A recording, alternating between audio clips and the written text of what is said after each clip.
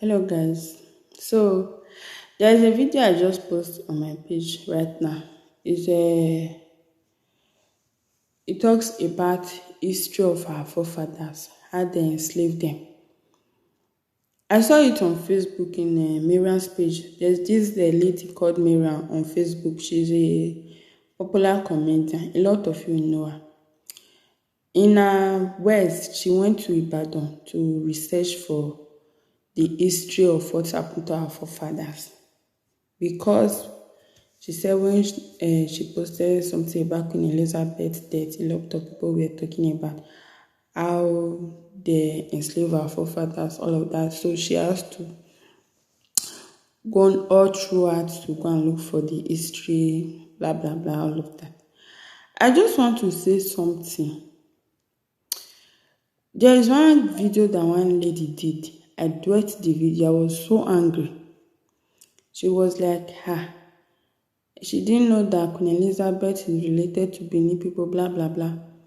Then immediately, I duet that video and I said, are you okay? Do you see any Benin people that is crying or because of this death of this queen? Come to think of it, the people that was even crying, I don't even see how they were related to Edos. Because James Brown, the way he carried the matter for even James Brown do funeral for Queen Elizabeth, I'm not here for that. Me watching this story, I kind of think the pains our forefather went through. This 1st of October, this our Independence Day, is worth celebrating. Even though our country is kind of going down by the day, all we just need is prayer. Like, we should keep praying for our country, for God to intervene in that country. Because this corruption not start today. If you listen to this story when I dey talk about, guys, you guys will know that this corruption don't tell when it start, baby. Anyway, I'm going to combine the videos together. I'll upload it on my YouTube. If you are interested, just subscribe to Mona Lisa. Subscribe to Osatuge TV. That is my YouTube name. I'm going to upload the video there, the full video. Although I already uploaded part 1 here. So after watching it, if you didn't understand, you can go down and watch everything. And I'm also going to be posting her name. You can also go to her page because she's the one that went to go and search for the history and all of that. I can't just take that gratitude from her. Thank you. Bye. Hi guys, so after I posted Queen Elizabeth the last time, people were saying, do I know what Queen Elizabeth did to Africans, blah, blah, blah. So I said, okay, I'm going to make some research. And finally, guess where I am? Badagry. This is Slave Port Badagry. And we are at Seriki Faremi Williams Abbas Slave Museum. And the curator is going to take us around the museum. Follow me as I show you guys around. Let's go. Seriki Faremi Williams Abbas Port. Barracoon of 40 slaves sale. Let's go inside. You would not see this anywhere. Nobody's going to tell you the truth. We'll start from there. Okay. Yeah. This is our curator, so he's going to take us round. And this is the man that helped us to locate here. Yeah. So you're welcome. Thank you. My name is Moshood once again. Nice to meet you. What's your name, ma? Miriam. Miriam. With that name, Miriam, I can't tell you where you come from. What's your native name, ma? Me, I don't have one. You don't have one? I used to be a Muslim, so Miriam is a Muslim name. Miriam is a Muslim Yeah, my name is Miriam Oyakilome, actually. Okay. Yes. Sir, what's your name, sir? My name is Michael. Michael, what's your native name, sir? I know you're Abayomi. Abayomi. With that name Abayomi, I immediately know that Abayomi is from the Yoruba. But with your name Miriam, I can't tell you where you come It's from. an Arabic name. With my name Moshood, I can't tell us where I come from. Where are you from? Moshood is an Islamic name. Anybody can be a Moshood. Okay. I just wanted to know how powerful African names are. My name is Bamidele. Can you tell me where I come from with that name? Yoruba Bamidele? land. Yes. We African, we have a name that tells story, history, or directory. Through your name, someone can locate you. As an African, through your name, someone can tell you where you come from. But during slave era, slaves don't have identity. They bear their master's name or any name their master wish to give to them. Like when you buy a dog and you give your dog any name you wish to give to your dog. If the white men that is slave, our forefathers retain our forefathers' name, it will be very easy for the black Americans to repatriate back to their people. But because they don't retain their name, it's not easy for the blacks over there to trace their roots. The world know this compound as Brazilian Barracoon. Most slaves taken from this compound were being taken to Brazil, and most of them were Yoruba origin. Today in Brazil, there's a god mostly worshipped by the Yorubas called Yemoja. In Brazil, they call it Lemeja. Eshu, they call it Ezu. Iyalaka, they call it Akaraje. Shango, they call it Zango. That's what you know, there were Yorubas that have been moved from this compound down to Brazil, and they still practice the same culture. And Baraton is a Spanish word. It means dungeon, storehouse, or slave cell where slaves are being kept. In this compound, we have a total number of 40 rooms. Okay. During slave era, 40 slaves were being kept in each room. Okay. 40 times 40, 1,600 slaves were being moved in and out of this compound every 3 to 4 months. And this compound belongs to Seriki Williams Abbas. This is the man in the cenotaph. His birth name was Ifare Milekun Ifagbemi. How come the name changed to be Seriki Williams Abbas? This young man was captured at the age of 6 in a town called Jogarile in Ogun State during the Egbas and Dahomey War. He was captured by a slave trader called Abbas. Abbas was a black man, an Islamic scholar who lived in Dahomey. Abbas took this young man to Dahomey and made him a domestic slave. We have two categories of slave, the field slave and the domestic. The field slave work on the farm, the domestic work, yes, field. Okay, field. Okay, yes, the field slave work on the farm, the domestic work in the master house. Abbas used him as a domestic slave. Later, they sold him to a white man called Williams. Williams took Ifare Mlekun to Brazil and gave him education. Through Williams, Ifare Mlekun speak English, Dutch, Spanish, and Portuguese. And while working for Williams, whenever Williams is going out for his business, he takes this young man along with him, consciously showing him his business. One day, Williams called him, "Young man, come, let me set you free on one condition. You work for me." And Ifare Mlekun grabbed the offer as the only opportunity he has to be a free person. When Ifare Mlekun left Brazil, he first settled at Lagos Island, then they called it Lagos Colony. He came to resettle in Badagry in this compound in the year 1840, when the second master, Williams, built this compound in the year 1840. Year 1895, Ifare Mlekun was to ban Seriki Musulumi of Badagry. They made him the paramount ruler in Badagry. He ruled Badagry for 24 years. I will tell you much about him when we enter the museum. Let's see this other side. Okay. In the olden days in Africa, we have our own currency that we spend, our own money. If you have 100 naira notes, if anybody have 100 naira notes, I will show you some of this money I want to mention on that 100 naira note. Yes, thank you. At the back of this 100 naira note, we have what we call Manila. This two covering is called Manila, used by the Portuguese. This is Yala salt. It's like a precious stone, a white stone, and these are cowrie shells. This is what? Manila, Yala salt, cowrie shells, and tobacco that is for cigarette these days was used as currency then. Thank you. When the European came, they did see all these things I mentioned as money. So they bring in the idea of trade by barter. When they bring in the idea of trade by barter, if European give our forefather one ceramic bowl in exchange of 10 human beings as slaves. Okay. One of these ceramic bowl. We call it breakable plate. 10 slave. We still have 5 plates I will show you when we enter the museum. A then gone, Yoruba call it Ibon Shakabula, was used in exchange of 40 human beings as slave. The mirror doesn't have specific number. The highest bidder get the prize. We call it bargain power. The big cannon gun, which is olden days bomb, was used in exchange of 100 slaves. The short one, 40 slaves. The bottle of gin was used in exchange of 10 human beings as slaves. They are not after the liquor in the bottle, but the design on the bottle. I'll show you a surviving bottle 1873 from Vienna, Austria. One umbrella was used in exchange of 40 human beings as slaves. The question is, we Africans or black man, what do we do with the den gun and the cannons? We use it to fight ourselves to get more slaves to sell to the whites. We sold ourselves into slavery. And these two doors have been here since 1840 when this compound was established. It's part of our monument. People all over the world come to see. Yes, since 1840. 1840.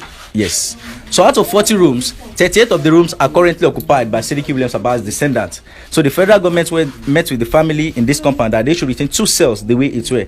So they gather most of the relics and some of these items used in exchange of slaves in those 2 rooms for people all over the world to see. Let's go inside the rooms and see what we have inside.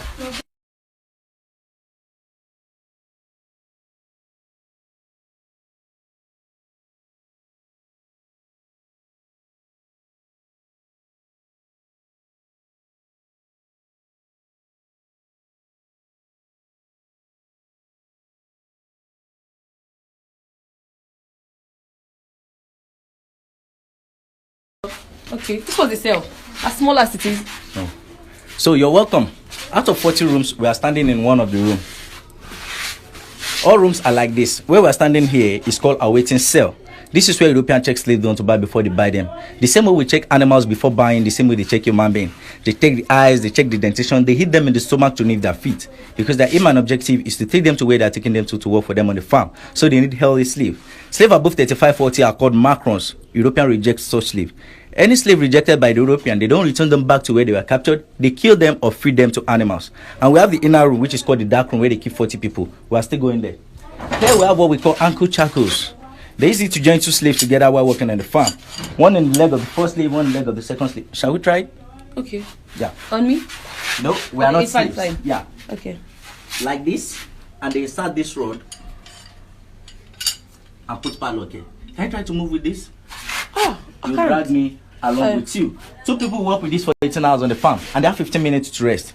They want to eat, drink water, pee, excrete. Within 15 minutes, they continue another for another 18 hours.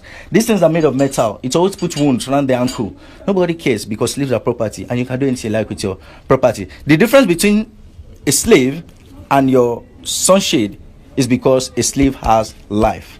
If you get angry, you can break your sunshade. The same thing to slave. If you get angry, you can kill your slave, and nobody will ask you for that. And here is a surviving umbrella used in exchange of 40 human beings. This umbrella was made of wood, brass, silk, and cane. This umbrella was made of wood, brass, silk, and cane. As heavy as this umbrella is, one slave boy have to put it on the head of the master as long as the master will stay outside. And if a slave boy is putting this umbrella on the head of the master, he should play with his shoulders not to disappoint him. Because if this umbrella should drop from the hand of the slave boy on the head of the master, they will behead the slave. Hi. Jesus.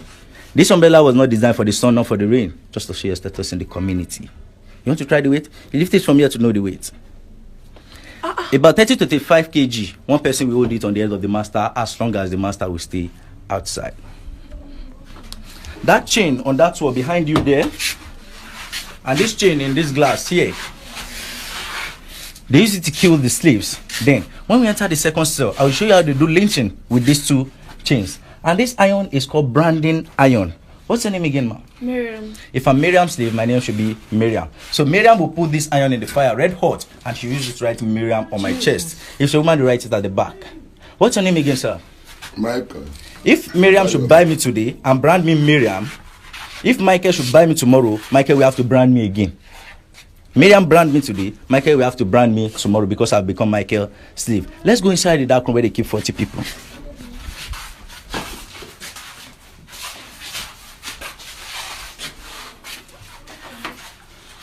Yeah. That's why we call it dark room. Dark room. These 3 glasses were not then. This is where they keep 40 people. 40 human beings in this room, 3 to 4 months. This is where they pee. This is where they excrete.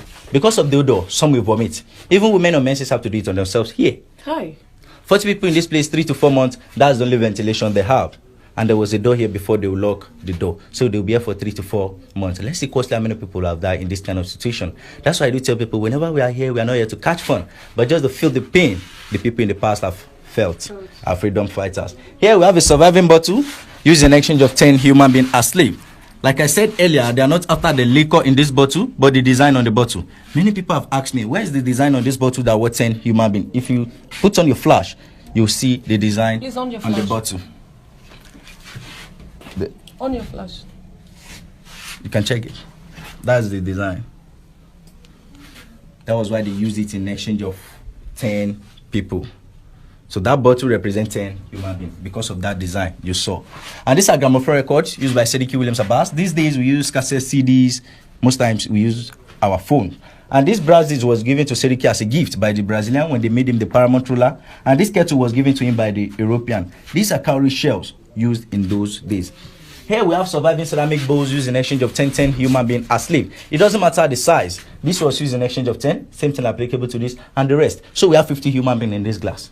Oh. Because Sediki was a Muslim then, this is where they keep his water for ablution, his soup pot, and his drinking pot. Let's see the second cell and see what's inside.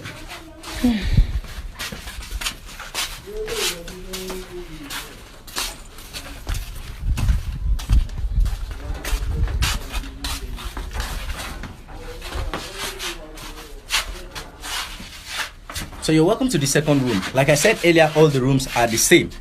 A waiting cell and the dark room.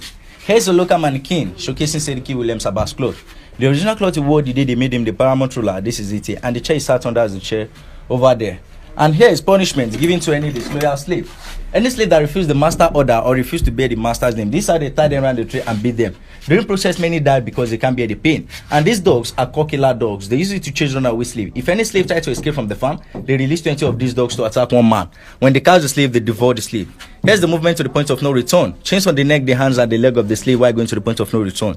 3,000 men on a row, on a single file. If the person in front should fall, the rest behind them will fall. If you are going to the point of no return, today, while going, we'll see a well called Spirit at a Nation well.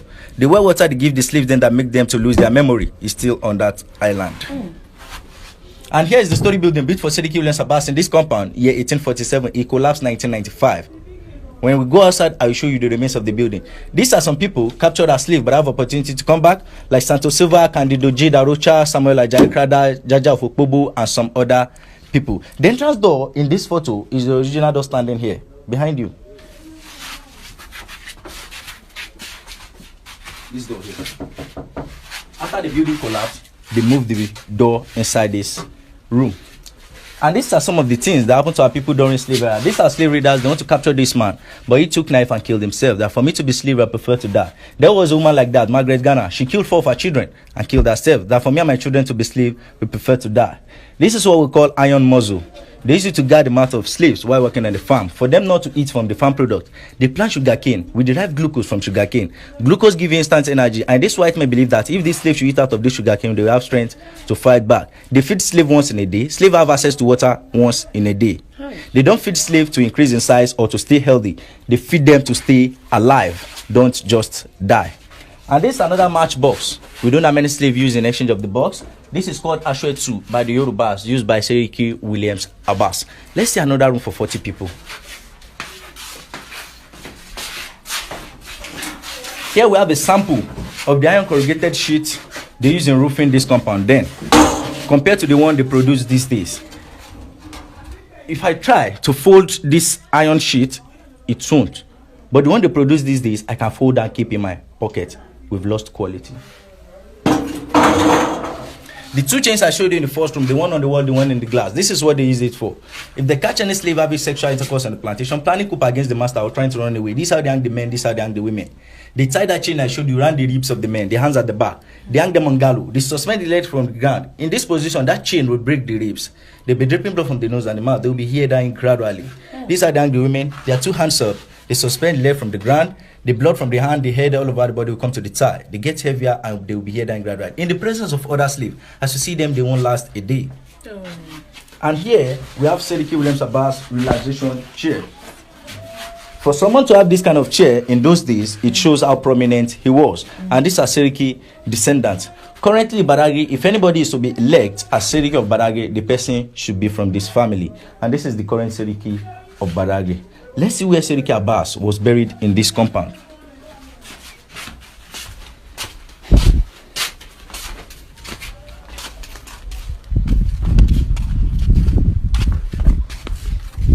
This well was dug in the year 1847 by the slaves.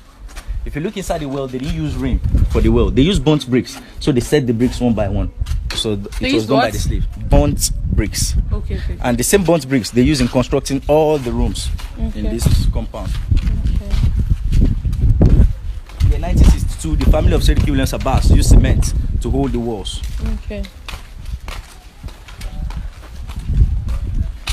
This place used to be Seriki Williams Abbas Court, where he passes judgment to the Muslims community and where he had meeting with any king in Nigeria that want to have meeting with him then. And this place used to be his chamber where he relaxed himself. That relaxation chair was inside this room then. We still have some rooms behind this. Let's see.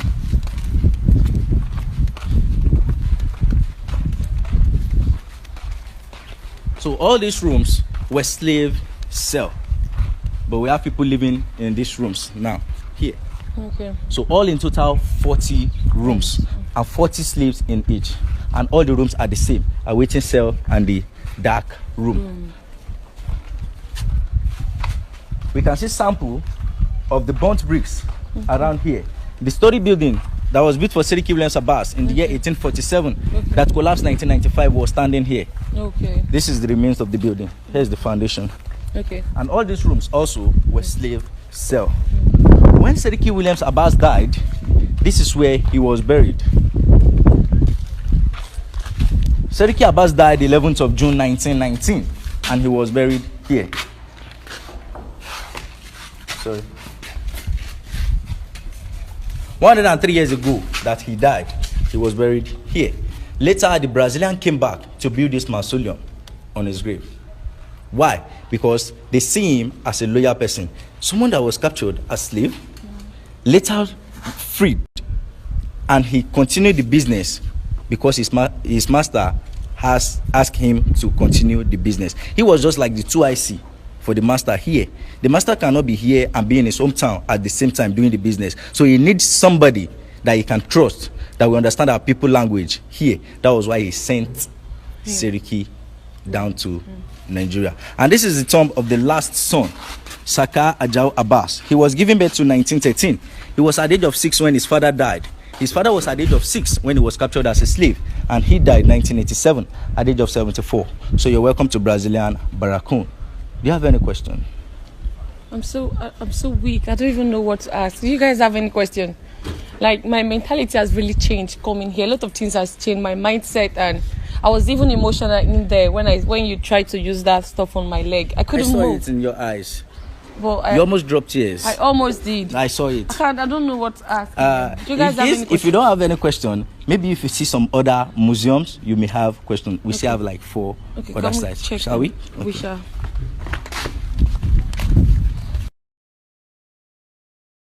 So, this compound used to be slave cell, where they keep the slaves, while waiting for the arrival of the slave ship. The slave ship will spend up to 3 to 4 months on the sea before getting to this place. So they'll keep the slaves in this compound for 3 to 4 months. That's why I said they moved 1,600 slaves into this compound and out of this compound every 3 to 4 months. And while taking them out, there was a road here before. So they'll cross them through this lagoon to the other side, and they walk on that island. It is called Berefo Island before they take them to the point of no return. And while going by the right, we will see the spirit attenuation well. If you wish to see the point of no return, we'll go. Let's everywhere. Go. We wish to. Hi guys, so we're going to the first story building, 2-story building, right? Yes, that's 1-story building. 1-story building in Nigeria. First story building. When was it built?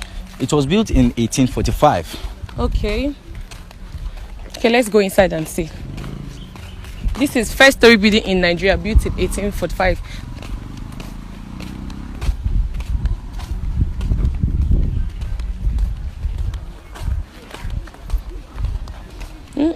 This is fun. So how we're gonna do it. So, you're welcome to the 4-story building in Nigeria. If you look at this compound, then we have total number of 10 buildings in this compound. Then other 9 buildings have collapsed, except this story building that is still standing. When we enter inside this building, I will show you where those buildings were standing. Okay, if you look at this board, this signboard, they wrote boarding house. There's another one over there, schoolmaster house. There's another one there, the church, and there's one here, the kitchen. So this place that you see, these signs, buildings were standing there before, but they've collapsed. So we just put these signs to indicate that the building was standing there before. Let's go inside the building.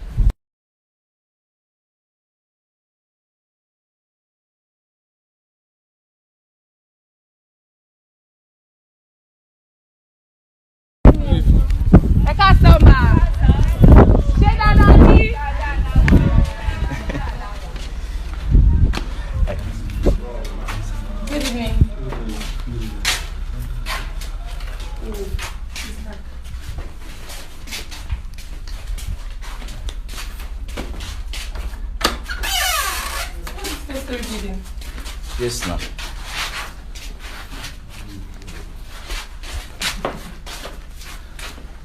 So, you're welcome to the 4-story building in Nigeria. 4-story building built by Reverend C.A. Goma the first time. Reverend C.A. Goma first built this building in the year 1843. And this is what this building looks like then. When Reverend C.A. Goma built this building, he built it with planks, only wood. But when Reverend Henry Townsend came in, he rebuilt it with burnt bricks, the way it looks like currently. That was when Reverend Henry Townsend rebuilt this building with burnt bricks, and Reverend C. Egoma with planks.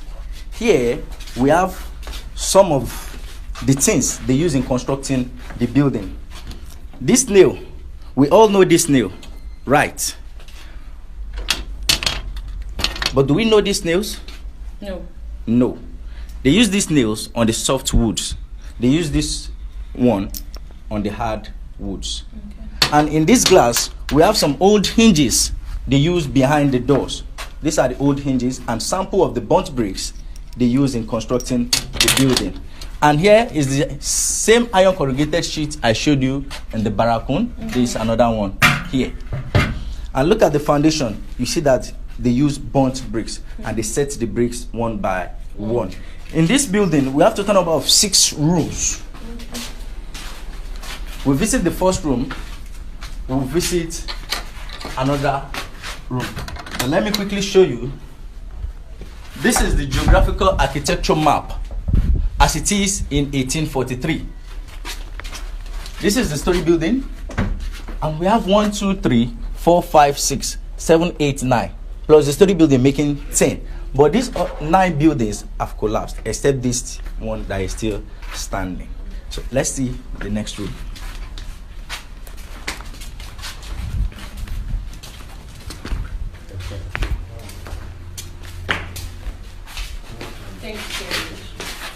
In this room, we have a painting of a tree called Agia tree.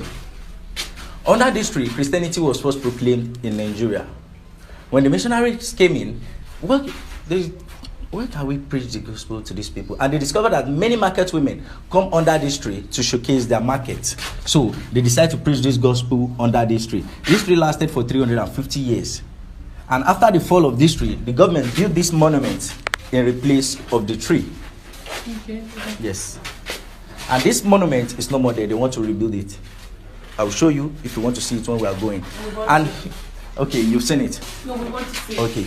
And this is the comment by Reverend Henry Townsend, the man who built this building. He said, "This house is strong and convenient and will prove very comfortable during the erection. Many persons have come to see it, especially of the single roof. It's been the first I have ever seen." Same. The person who built it, that was what he wrote. And here is a Christmas celebrated in Badagry in 1923. You can see these black men. They are the laborers working in this place then.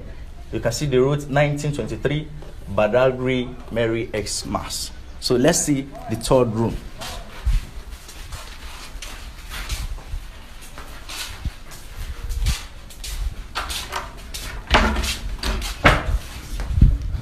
So this third room used to be the room of the first Western teacher.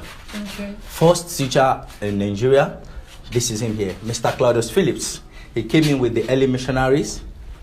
And the first set of students that were enrolled in the school, this man was the one who taught them how to read and how to write. They want our people to accept Christianity.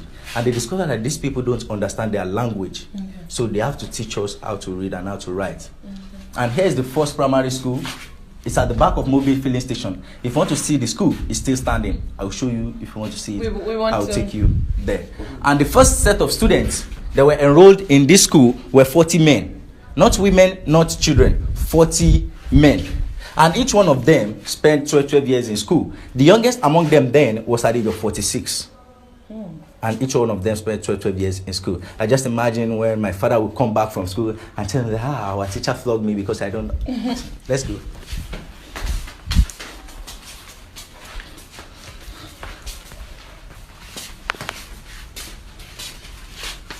So this is the total estimated amount they used in constructing all the buildings in this compound then. £325. Oh, pounds, sorry. Yes, £325 to construct all the 10 buildings in this compound. Then let's go upstairs and see the room of Bishop Samuel Ajayi Crowder. Let's go upstairs and see the room of Bishop Samuel Ajayi Crowder.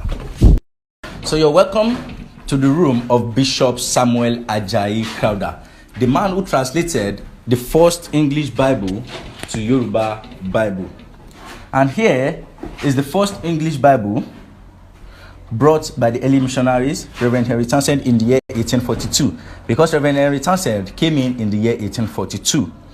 And this is the first Yoruba Bible translated in the year 1845, 3 years interval. And this is the photo of Bishop Samuel Ajayi Crowther. Bishop Samuel Ajayi Crowther was also a slave.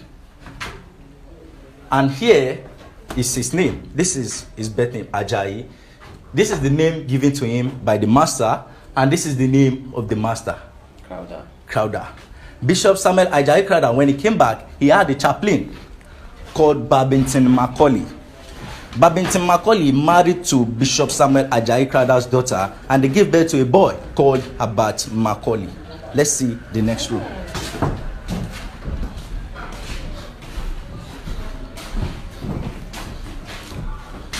In this room, we have the photo of Reverend C.A. Goma, the man in charge of the building.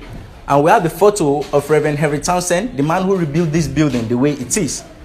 And this is the photo of Thomas Birch Freeman, the man who sowed the seed of Christianity in Nigeria. Let's see this room. Here is the cemetery of the early missionaries. Total number of missionaries buried here were 140. Okay. And this cemetery is not far from here. It's along the General Hospital Road. And the missionaries living in this room then, in this building then, they have their saving bank where they keep their valuables and money. And here we have some of the old currency we spent in Africa then. These are cowrie shells, and these are the coins we spent then before they introduced note. This is ₦1 note. This is Herbert Macaulay. You can see. Can you help us open it? Let's see. Okay. ₦1. Let me tell you a funny story about this ₦1 note. Okay. When I was young, my brother stole this ₦1 note from my father, and he took it to school, thinking that he can finish this money just in a day. He went to school with this money. He bought things for his friend. He bought for himself. And this is a note. If you buy anything with a note, with this ₦1 note, then you come back home with coins. They'll give you coins as change. When he spent the money, he discovered that he still had many change with him. And when he was coming back from school, the coins were jingling in his pocket. And my father said, "Come, you stole my money." He said, "No. Where do you have those money with you?" Then this ₦1 note is just like 10,000 naira then, that one person cannot finish in a day. But these days, if you give me 100,000 now, I'll finish it within seconds. Let's go downstairs. We'll go downstairs and see the well called Miracle Well. Miracle Well? Yes. Is it the first well? No, that's not the first well. We have many wells in Miami.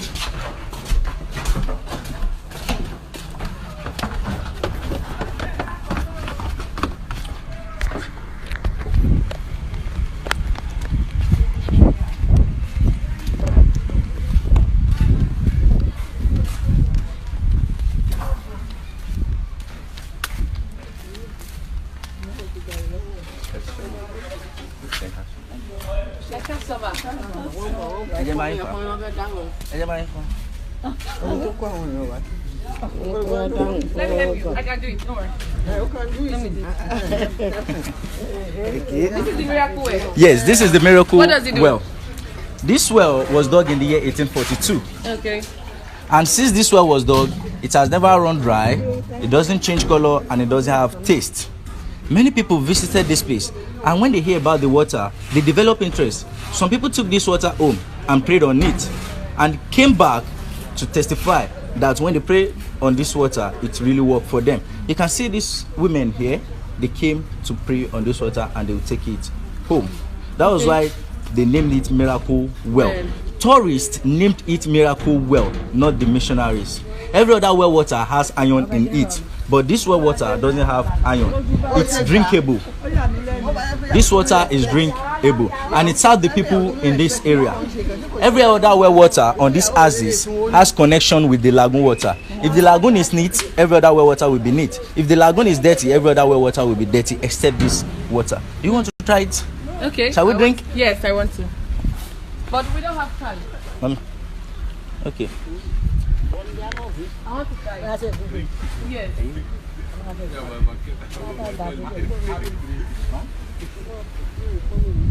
How will I drink now? You put it on my hand. Then in primary school, we stretch our 2 hands to drink water. I'll just wash my hand and drink. Miracle water. Let me wash my hands first. I cover this water in the name of the Father and of the Son and of the Holy Spirit. As I drink, you will not cause harm to me. Let's go. Ooh, with my hair, let's go again.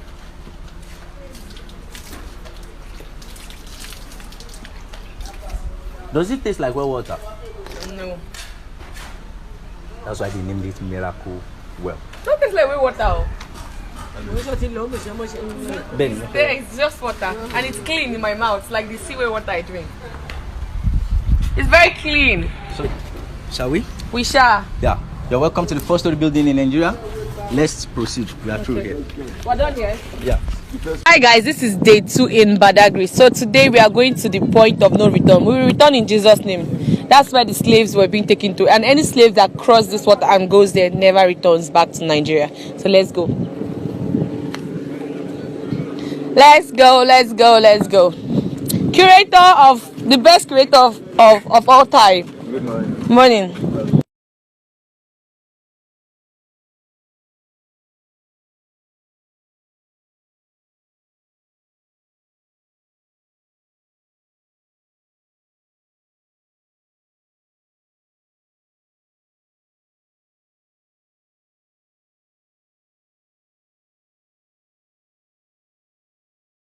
Guys, so we are here Badagry slave route. This is the route of the journey to unknown destination. What does it mean? The route to unknown destination.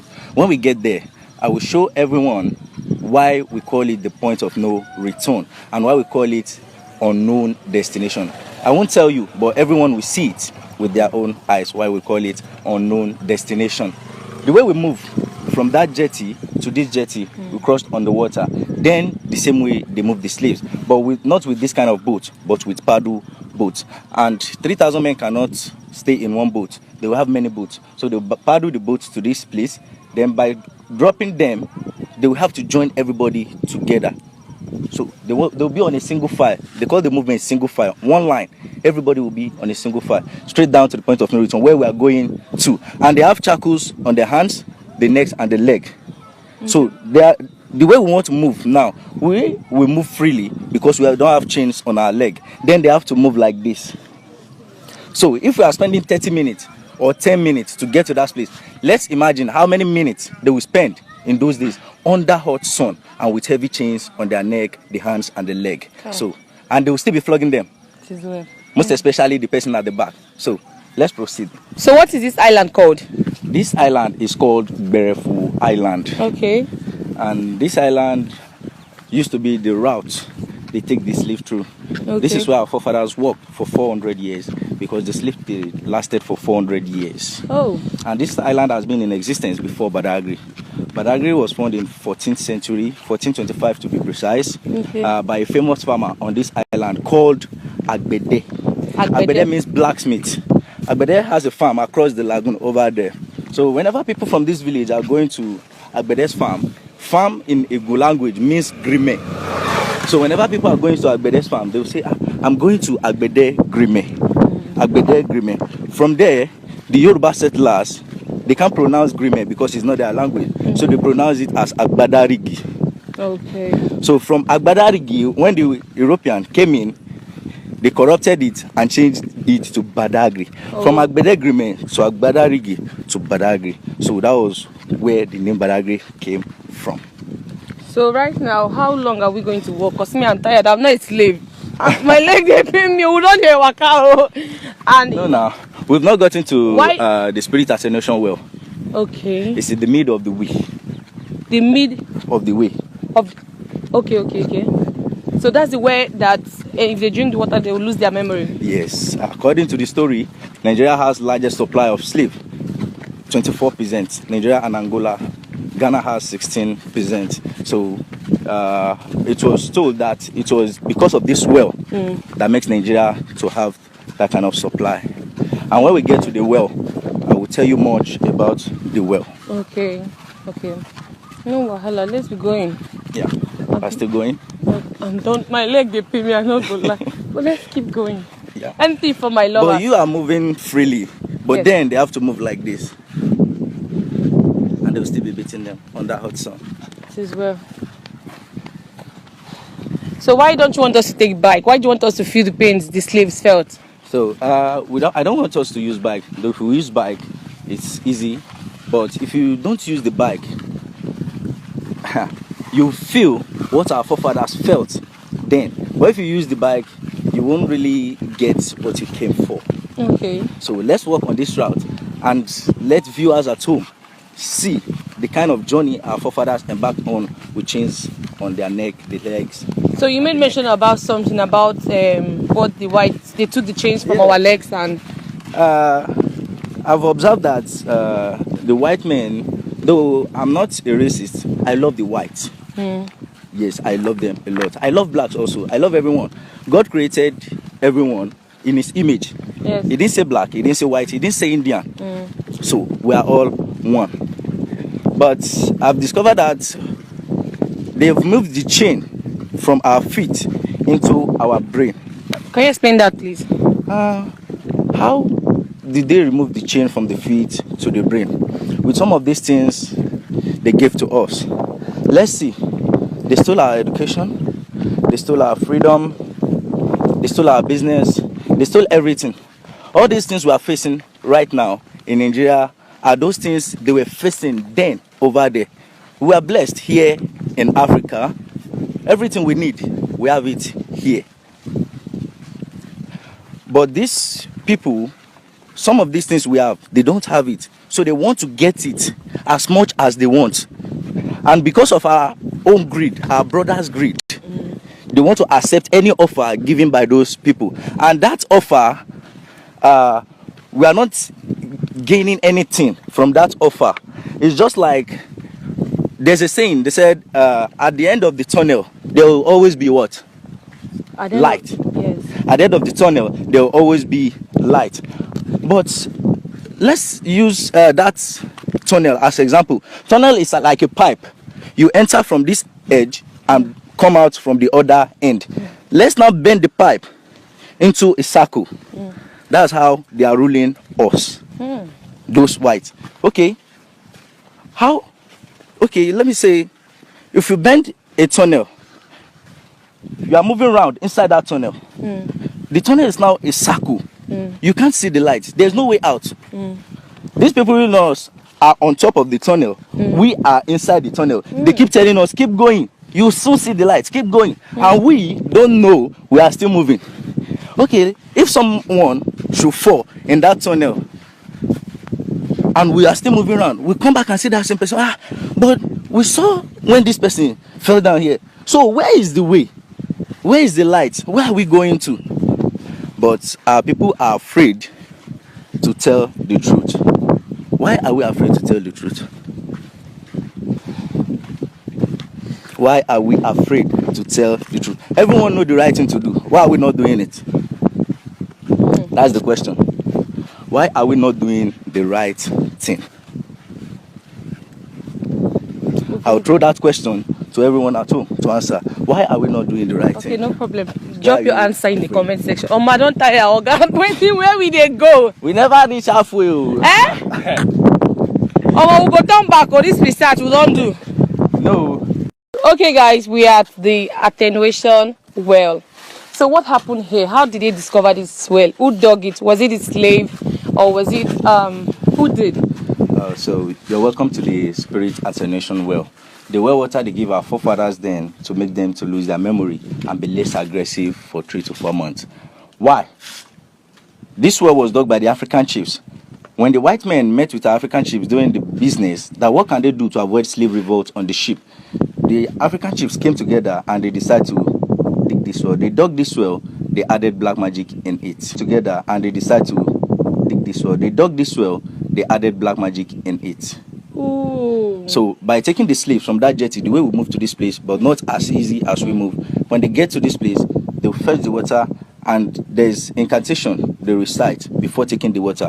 I will send you that incantation. So they will recite it. After taking the water, this is the last thing our forefathers remember. And they will move them down to the point of no return where we are going to.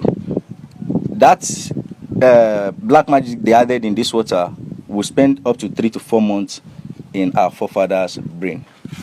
Because the ship will spend up to 3 to 4 months on the sea. It depends on the distance of the country they are taking them to. If the country is far, they will spend 4 months. If the country is close, they will spend 3 months. So for that 3 months, they won't remember anything. I just imagine that then, how would they feel when they get to unknown man's land? What do you remember? I drank water, and after that, what about you? I drank water, and you? I drank water, and they forgot everything. Now they will have new memory. So they forget everything here. And male domestic slaves were mostly bred in Havana, Cuba.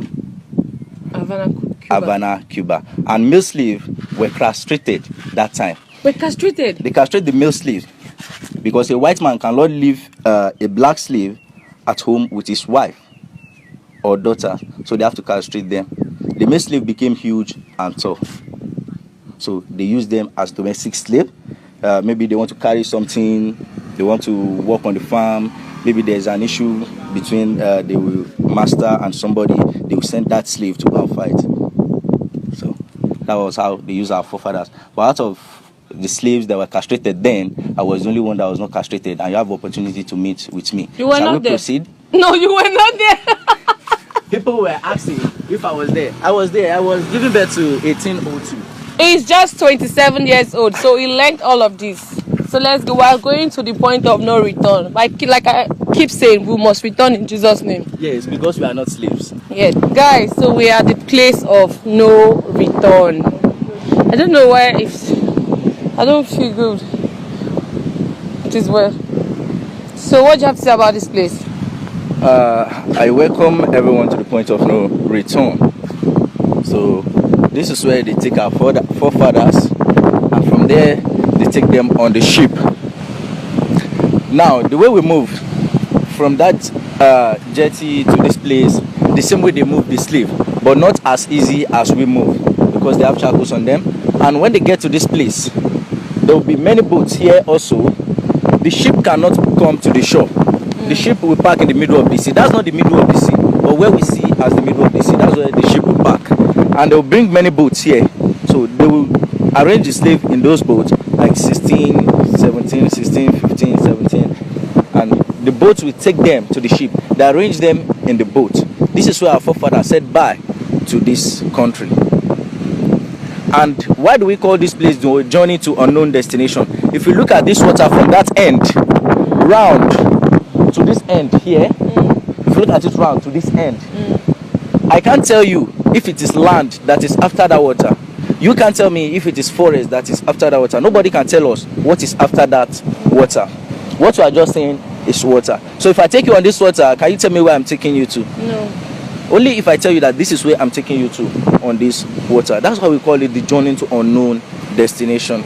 See, why is that why the water is like this? Why is like that place is high? That place is high and this place is low. That's how water looks like. So you're welcome to the point of no return. But we will return because we are not slaves. So you're welcome once again. So we're going to the slave market now. Yes. That is Blikiti slave market. Let's proceed. Hi guys, so we are currently at the slave market. Slave market, right? Yes. So what were they doing here then? Blikiti slave market. So this What is it called? Blikiti slave market. So this is where they sold more than 3,000 slaves every market days. Every market days. And we have what we call dungeon. Sorry, can you increase your voice a little? There's what we call dungeon here, Okay. underground cell. Okay. And you have privilege to see some of these things Okay. here. So let's meet our curator here. Okay, this is our curator. Nobody want to take us around. Curator, hi. Nice to meet you. So what are you going to be showing us today? I'm showing you the Badagry slave market. No. Okay. So this what you Okay. When he finished, he will tell us about these people. These are the people that witnessed the signing of the abolition of slave trade. I guess these are the missionaries, the missionary rules. This statue here tell us about the missionary rules. Okay. Can you go that way so I can take it very well? Abolition of slave trade. Okay, let him finish and come and tell us about it. Okay.